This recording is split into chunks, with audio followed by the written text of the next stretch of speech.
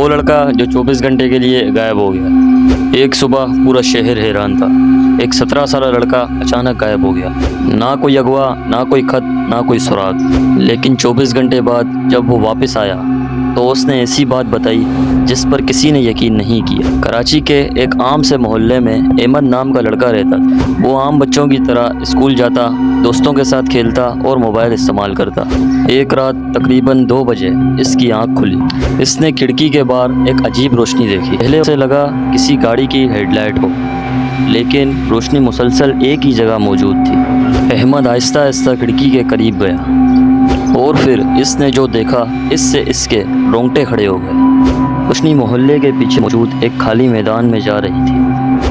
احمد تجسس میں اس کے پیچھے چل پڑا۔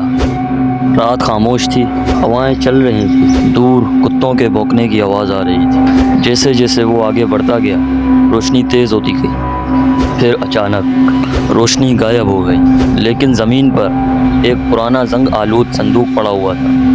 احمد نے کانپتے ہاتھوں سے صندوق کھولا۔ اندر ایک پرانی ڈائری تھی۔ ڈائری کے پہلے صفحے پر لکھا تھا، اگر یہ تم پڑھ رہے ہو تو وقت بہت کم ہے۔ احمد حیران رہ گیا۔ ہر صفحے پر آگے آنے والے واقعات لکھے تھے، اور سب سے حیران کن بات، ڈائری میں احمد کا نام بھی درج تھا۔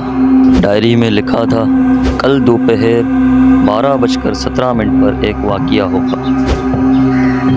احمد نے سوچا یہ مذاق ہے، لیکن اگلے دن ٹھیک 12:17 پر وہی واقعہ پیش آیا۔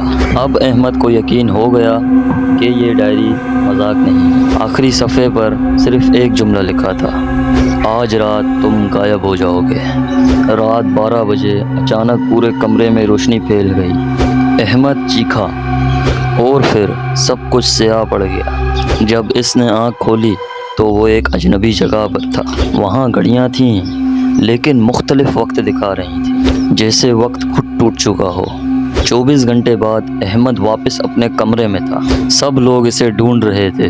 اس نے ڈائری تلاش کی، لیکن وہ غائب تھی۔ صرف ایک نیا صفحہ میز پر پڑا تھا۔